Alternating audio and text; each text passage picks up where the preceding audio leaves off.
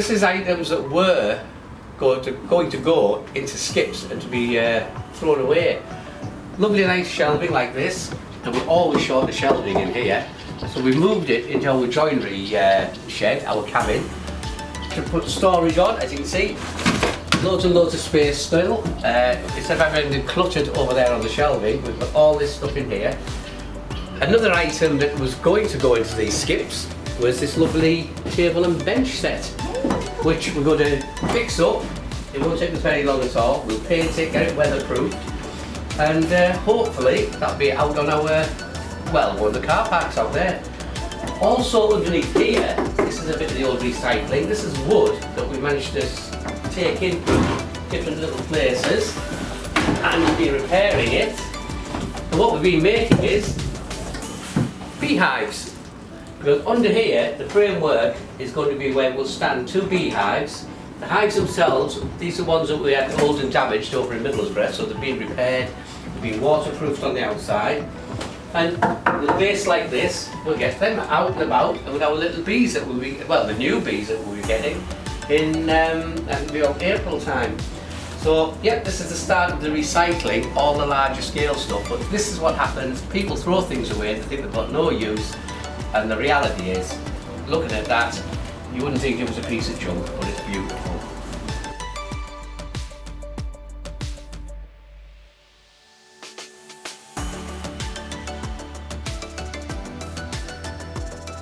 Also, something rather unusual for us to recycle.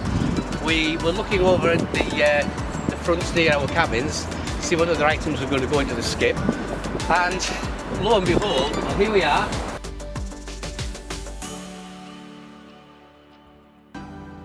These are some more items that we've recycled. We found them over near the cabins.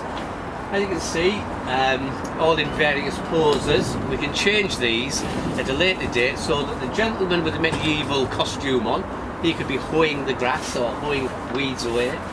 The other characters we can put into the backyard garden that we're developing at the back end of the project. Now, we're going to put in baths, paving, everything on there so it looks like somebody's backyard.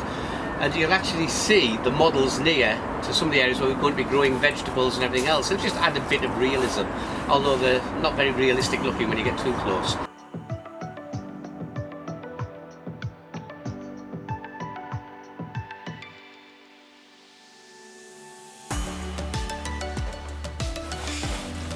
And here we have the baths that we use as raised beds. Now these can be used for one or two things. You could actually use them as cold frames, I'll explain more about that later. Or, as we have here, you fill them up with soil and plant things in them. Now, the way they start off is, as you could well imagine, it's just a bath, like that, an ordinary looking bath. We built a framework around it, put the actual wooden framework in place so it's nice and sturdy and sits level. And then, as you can see, as we go back here, they actually have the wood on the front that's made from 1/2-inch ply painted over. Next we have something similar to the bath system. Again, this will be a raised bed.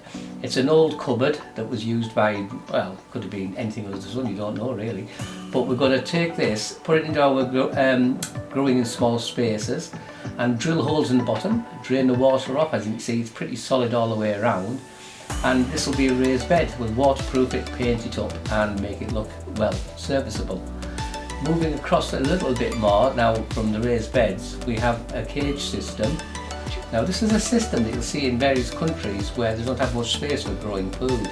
And what you do, you can grow climbing plants, beans, okra, lots of other things, all the way up with the mesh. And you can look after it just by taking the top off, or you can build further and further up with the use of sticks to support things. So it's a very handy way of growing in very, very small spaces. That again will be in the backyard garden and growing in small spaces exhibition. This is an interesting one. These are 2 old exhibition tray screen things, whatever, that we're going to be throwing out. So what we've done is we've repaired them, got the glass back into place, reinforced them, and they'll have 2 uses. Early spring there will be a cold frame, which means that any plants from the polytunnels where the leaves have been soft still from being in the warmth, you put them outside and let the cold air get to them and it'll harden off the leaves, allowing them to be transplanted outside later. On the back we have 2 lovely doors there, open them up, put some shelving in, and we can get plenty of trays in there either to harden off or use as a mini hothouse for the summer months, and they should be very good for that.